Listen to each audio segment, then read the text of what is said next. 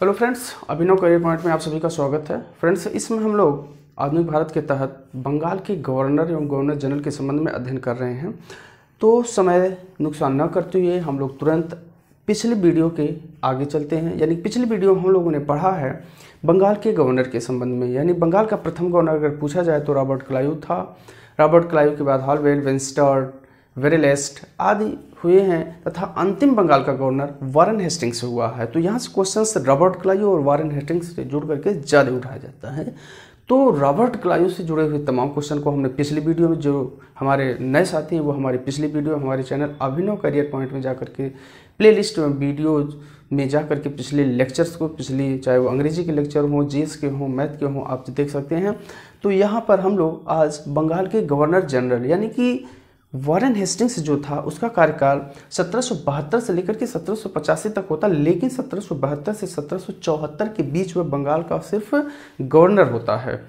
यानी कि 1773 में एक रेगुलेटिंग एक्ट आया था। रेगुलेटिंग एक्ट 1773 में भारत में आया और इसी एक्ट के तहत यह प्रावधान किया गया कि अब बंगाल का गवर्नर गवर्नर जनरल के रूप में जाना जाएगा। हालांकि इसके संबंध एक लंबी चर्चा हम पिछली वीडियो में किए हुए हैं और यहाँ पर आज हम बंगाल के गवर्नर जनरल के संबंध में ही अध्ययन करेंगे। तो बंगाल का पहला गवर्नर जनरल अगर पूछा जाता है तो वह वारेन हेस्टिंग्स होगा। लेकिन अगर ये क्वेश्चन भी उठा दिया जाता है कि बंगाल का अंतिम गवर्नर कौन था, तो इस क्वेश्चन का आंसर भी वारेन हेस्टिंग्स होगा और इसका कार्यकाल गवर्नर जनरल के रूप में 1774 से लेकर के 1785 ईस्वी तक होता है। अब हम वारेन हेस्टिंग्स के संबंध में, चूंकि यहाँ सिर्फ गवर्नर जनरल, वायसराय आदि के संबंध में जो उनसे जुड़े हुए इंपॉर्टेंट क्वेश्चंस हैं, सेलेक्टेड क्वेश्चंस हैं जो कंपटीशन में आए हैं, उन्हीं पर हम विशेष फोकस करेंगे। तो इसके बाद वारेन हेस्टिंग्स के संबंध में जो मैथ और अन्य क्वेश्चंस आते हैं, यानी कि पिट्स इंडिया एक्ट किसके समय में भारत में आया, 1784 ईस्वी में, तो इसका भी आंसर हो जाता है वारेन हेस्टिंग्स। अब यहाँ पर हम देखते हैं कि बंगाल में जो सत्ता है वह वारेन हेस्टिंग्स के हाथों में तो आ जाती है और इसके द्वारा अनेक प्रकार के सुधार किए जाते हैं और इसी के समय रेगुलेटिंग एक्ट आया, पिट्स इंडिया एक्ट आया। तो रेगुलेटिंग एक्ट के तहत बंगाल के गवर्नर को गवर्नर जनरल का नाम दे दिया गया। ये क्वेश्चन भी पूछा जाता है कि किस एक्ट के तहत, यानी कि 73 के रेगुलेटिंग एक्ट 1773, और पहला गवर्नर जनरल वारेन हेस्टिंग्स बना और वारेन हेस्टिंग्स ही बंगाल का अंतिम गवर्नर रहा है। अब हम देखते हैं कि इसी 73 यानी 1773 के रेगुलेटिंग एक्ट के तहत एक प्रावधान किया गया कि बंगाल में सुप्रीम कोर्ट की स्थापना की जाए। तो इसी के तहत बंगाल में 1774 ईस्वी में सुप्रीम कोर्ट की स्थापना की गई और इसके जो मुख्य न्यायाधीश बनाए गए एलिजा इम्पे थे। एलिजा इम्पे को ही सुप्रीम कोर्ट का मुख्य न्यायाधीश बनाया गया और ये कहा जाता है कि ये वारेन हेस्टिंग्स के करीबी थे, उनके मित्र थे, उनके दोस्त थे और इनके यानी कि साथ में सुप्रीम कोर्ट के अन्य जो न्यायाधीश थे उनके नाम थे चैम्बर्स, लिमेस्टर एवं हाइड। यानी कि इन तीन नामों को और एलिजा इम्पे को आप लोग जरूर याद रखिए। हर कंपटीशन में ये क्वेश्चन पूछा जाता है। बहुत ही ये इंपॉर्टेंट क्वेश्चन है, ये और ये और ये। यानी कि एलिजा इम्पे इसके मुख्य न्यायाधीश थे, चैम्बर्स, लिमेस्टर एवं हाइड इसके अन्य न्यायाधीश थे। और ये किसके समय में सुप्रीम कोर्ट की स्थापना हुई, तो वारेन हेस्टिंग्स के समय में। कहाँ पर हुई है, बंगाल में, यानी कि कलकत्ता में। अब हम देखते हैं कि वारेन हेस्टिंग्स ने ही भारत में न्यायिक सेवा का शुरुआत की। यानी कि न्यायिक सेवा का जन्मदाता, एक तरह से भारत में न्यायिक सेवा का जन्मदाता किसे माना जाता है, किसे कहा जाता है, अगर ये क्वेश्चन उठाया जाता है तो वह वारेन हेस्टिंग्स के बाद न्यायिक सेवा का जन्मदाता इसलिए माना जाता है क्योंकि इसी के समय में सुप्रीम कोर्ट की स्थापना की जाती है 1774 में। इसलिए इस क्वेश्चन को आप जरूर याद रखिएगा कि भारत में सबसे पहले सुप्रीम कोर्ट की स्थापना 1774 में कलकत्ता में होती है और उस समय भारत जो बंगाल का गवर्नर जनरल होता है वह वारेन हेस्टिंग्स होता है और इसीलिए इसे न्यायिक सेवा का जन्मदाता कहा जाता है। इसके द्वारा अन्य जो कार्य किया गया वह इंपॉर्टेंट है, राजस्व बोर्ड का गठन। यानी कि 1772 में इसने राजस्व से जुड़े हुए मामलों के आय और व्यय तथा उनका संचयन तथा उसके संबंध में एक विस्तृत प्रावधान बनाने जाने के लिए इसने राजस्व बोर्ड का गठन किया 1772 ईस्वी में। और जो इसके पहले जो कोष होता था, राजस्व कोष मुर्शिदाबाद में स्थापित होता था, और इसने कोष को मुर्शिदाबाद से कलकत्ता इसने स्थानांतरित किया। तथा राजस्व बोर्ड के साथ साथ भूमि सुधार के संबंध में भी वारेन हेस्टिंग्स के द्वारा कार्य किया गया। और भू राजस्व बंदोबस्त 1772 में तथा 1777 में एक बार 5 वर्षीय तथा एक बार 2 वर्षीय इसने भू राजस्व बंदोबस्त का लागू किया था। अब नेक्स्ट चलते हैं इसके कार्यों की तरफ। तो इसी के समय एशियाटिक सोसाइटी ऑफ बंगाल यानी विलियम जोन्स के द्वारा स्थापित की गई 1774 ईस्वी में कलकत्ता में। एशियाटिक सोसाइटी ऑफ बंगाल से जुड़ करके बहुत सारे क्वेश्चंस आते हैं, और एशियाटिक सोसाइटी ऑफ बंगाल तथा उस समय की अन्य जो भी संस्थाएं स्थापित हुई, इसके संबंध में हमारे चैनल में भारत में सामाजिक एवं धार्मिक सुधार आंदोलन तथा भारत में पत्रकारिता का विकास, पत्र पत्रिकाएं एवं उनसे जुड़े हुए संस्थानों के संबंध में हमने पिछली वीडियो में काफ़ी लंबा इस पर अपना लेक्चर, अपना विचार प्रस्तुत किया है। उसे देख करके आप पूरी तरह से इस एशियाटिक सोसाइटी या बंगाल हो, चाहे कलकत्ता मदरसा हो, चाहे संस्कृत विद्यालय हो, यानी भारत में शिक्षा का विकास तथा पत्र पत्रिकाओं वाले हमारी वीडियो में इस पर लंबी चर्चा की गई है। फिर भी यहाँ हम थोड़ा सा इस पर फोकस करना चाहते हैं। एशियाटिक सोसाइटी ऑफ बंगाल 1774 ईस्वी में कहाँ पर 1774 ईस्वी में कहाँ पर बंगाल के कलकत्ता में स्थापित की जाती, किसके द्वारा? सर विलियम जोन्स के द्वारा। और इस संस्था का मेन मकसद क्या था, क्या काम था इस संस्था का? तो वारेन हेस्टिंग्स काफ़ी विद्वान व्यक्ति भी था, काफ़ी ग्रंथों से लगाव हुए रखता था, और भारतीय जो ग्रंथ थे उनमें क्या लिखे गए हैं उनसे भारतीय ग्रंथों की बहुत बड़ी चर्चा हुआ करती थी उसमें पूरे विश्व लेवल पर। तो भारतीय ग्रंथों का अपनी भाषाओं में अनुवाद करने के लिए ही सबसे पहले एशियाटिक सोसाइटी ऑफ बंगाल की स्थापना की गई सर विलियम जोन्स के द्वारा। और इसमें सबसे पहले जो अनुवादित किताब थी अंग्रेजी भाषा में वह भगवत गीता थी, और यह विल्किंस के द्वारा अनुवादित की जाती है। तो इस तरह से उसमें और कौन कौन सी किताबें अनुवादित की गई, ये हम पिछली वीडियो में काफ़ी लंबी चर्चा किए हुए हैं।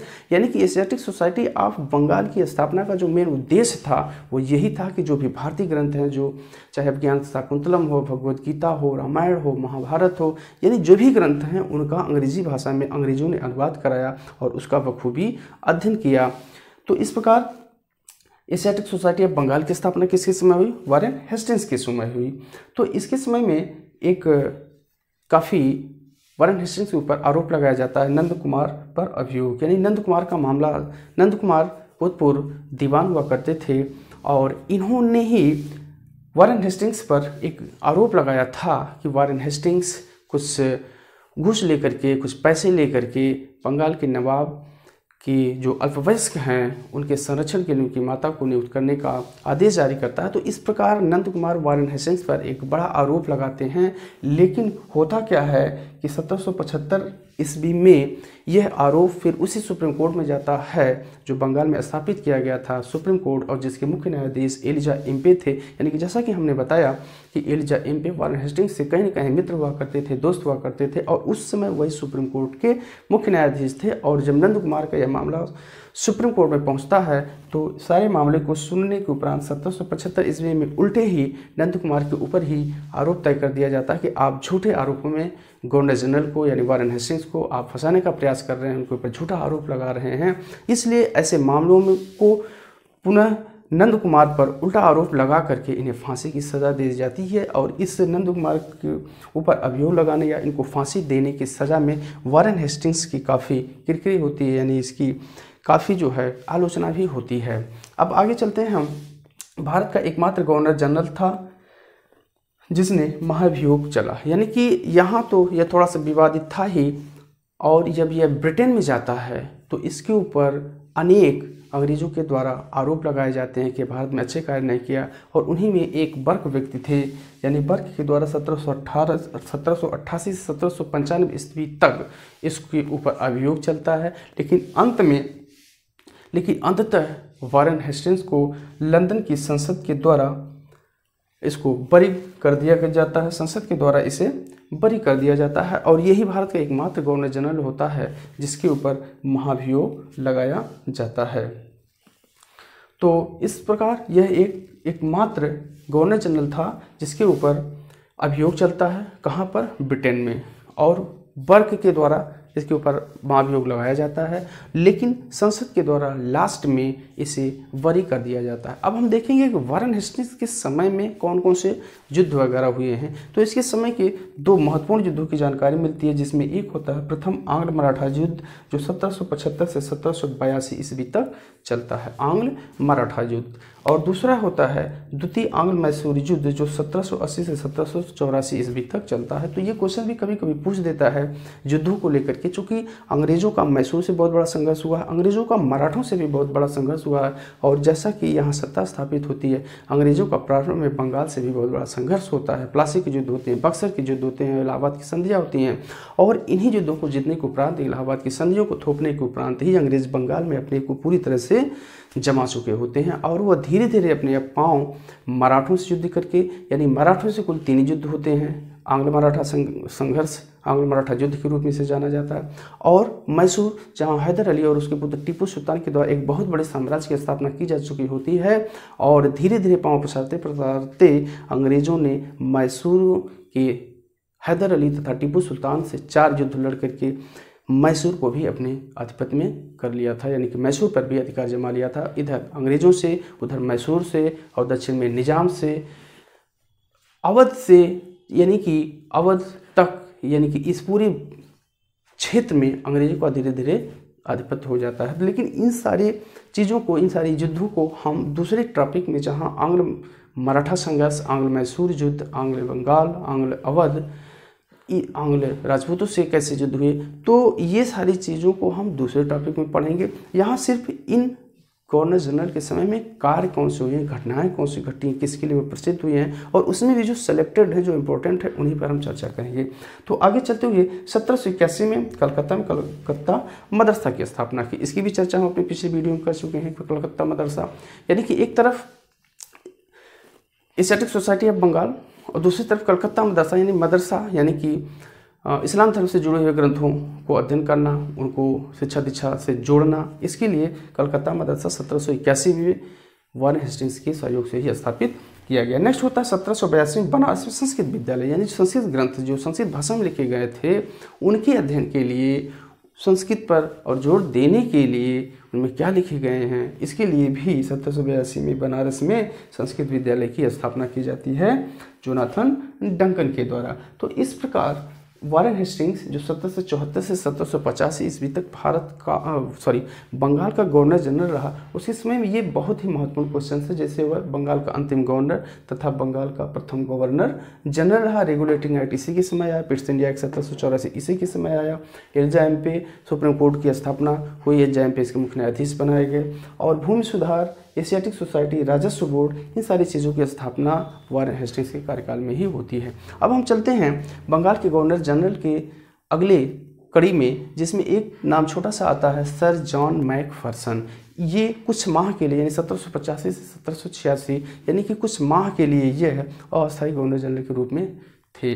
तो इसके बाद जो महत्वपूर्ण एवं इम्पोर्टेंट गवर्नर जनरल, बंगाल का गवर्नर जनरल होता है, वह होता है लॉर्ड कॉर्नवालिस। ये भी एक बहुत ही इंपॉर्टेंट गवर्नर जनरल है। यहाँ से क्वेश्चंस काफ़ी उठाए जाते हैं। हमारे लिए इंपॉर्टेंट वही होता है जहाँ से क्वेश्चंस कॉम्पिटिटिव एग्जाम से, हमारी प्रतियोगी परीक्षाओं में उठाए जाएंगे, और उन्हीं चीज़ों को हमें पढ़ना है। तो लॉर्ड कॉर्नवालिस 1786 से 1793 ईस्वी तक बंगाल के गवर्नर जनरल। अभी आप भूल करके भी भारत के गवर्नर जनरल नहीं कहेंगे, अभी हम सिर्फ बंगाल के गवर्नर जनरल कहेंगे। तो इनके समय में अनेक नियम, अनेक प्राविधान आए, अनेक युद्ध भी हुए, अनेक घटनाएं भी घटी। तो इनको हम जो इम्पोर्टेंट हैं, सेलेक्टेड हैं, परीक्षा की दृष्टि से बहुत महत्वपूर्ण है, क्योंकि हमारे सामने कई परीक्षाएं हैं। उत्तर प्रदेश जूनियर शिक्षक भर्ती आने वाली है, जिसमें 2 वर्गों में, एक कला वर्ग और एक विज्ञान वर्ग के तहत परीक्षा आयोजित की जाएगी। जो कला वर्ग से जुड़े हुए विद्यार्थी हैं, स्टूडेंट्स हैं, उनके लिए ये सारे टॉपिक्स बहुत इंपॉर्टेंट हैं। जैसा कि सुपर टेट में भी आधुनिक भारत का राष्ट्रीय आंदोलन से जुड़े हुए क्वेश्चंस खूब उठाए गए थे।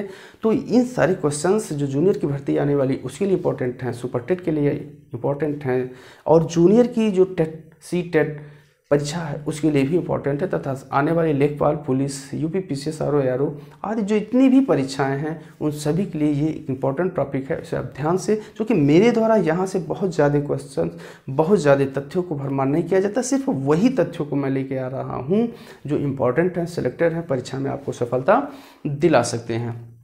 तो फ्रेंड्स, अब देर ना करते हुए आगे चलते हैं। लॉर्ड कॉर्नवालिस के समय जो महत्वपूर्ण बातें हुई, जो महत्वपूर्ण कार्य हुए, इसमें सिविल सेवा और पुलिस सेवा का जन्मदाता, बहुत ही इंपॉर्टेंट क्वेश्चन, इसको आप लोग जरूर याद रखिएगा।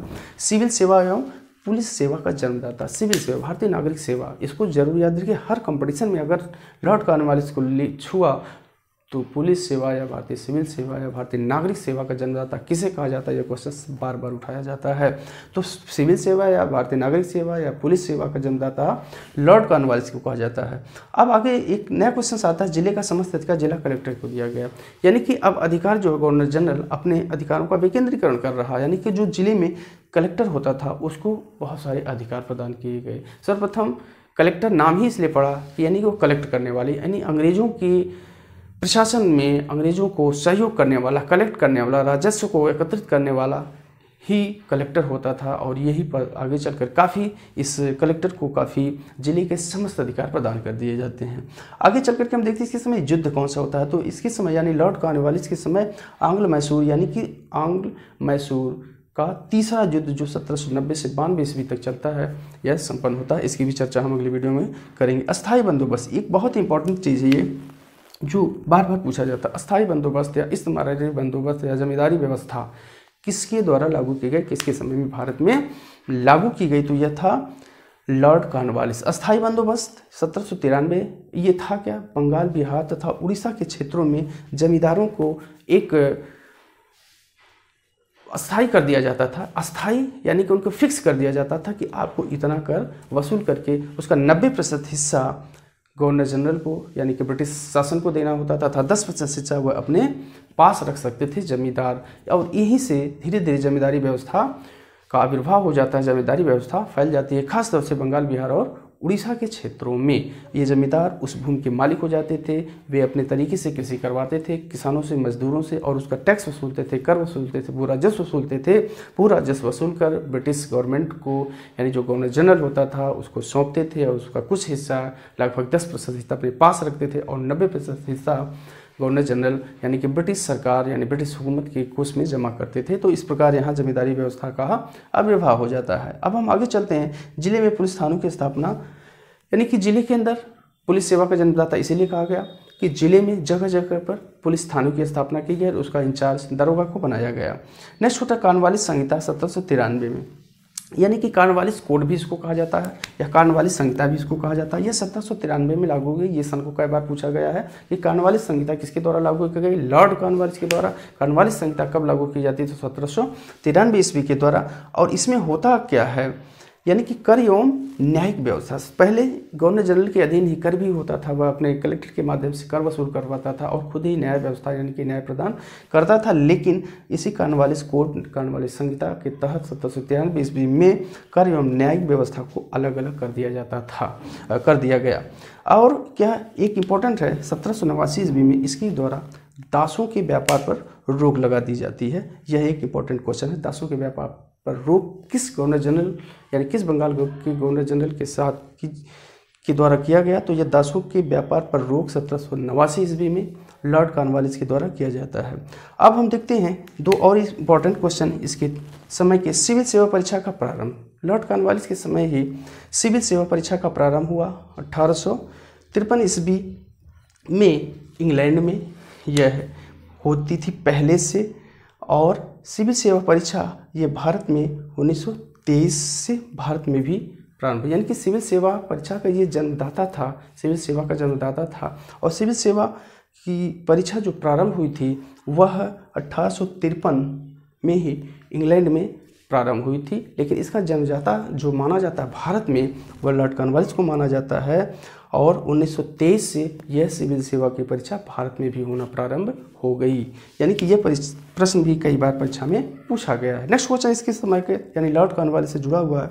भारत का प्रथम ICS सत्येंद्रनाथ टैगोर, यानी कि जब सिविल सेवा की परीक्षा संपन्न होना प्रारंभ हुई थी, यानी कि सिविल सेवा परीक्षा प्रारंभ हुई इंग्लैंड में, तो उसी समय सबसे पहले सत्येंद्र नाथ टैगोर ये भारत के प्रथम आईसीएस थे, यानी कि इंडियन सिविल सर्विस को पास करने वाले प्रथम भारतीय सत्येंद्र नाथ टैगोर थे। और आगे चल करके इस परीक्षा को कई भारतीयों ने पास किया, जिसमें सुरेंद्र नाथ बनर्जी, सुभाष चंद्र बोस, अरविंद घोष, ये अनेक लोग इस परीक्षा को पास किए, जिसमें सुभाष चंद्र बोस आगे भारतीय स्वतंत्रता आंदोलन में भाग लेते हुए सिविल सेवा से यह त्यागपत्र दे देते हैं। आगे चल करके एक इम्पॉर्टेंट क्वेश्चन है लॉर्ड कॉर्नवालिस से जुड़ा हुआ, जिसे बार बार परीक्षाओं में पूछा जाता है। यह है, भारत में मृत्यु इसकी होती है और गाजीपुर में इसकी समाधि है। किस गवर्नर जनरल की भारत में मृत्यु होती है और गाजीपुर में समाधि है?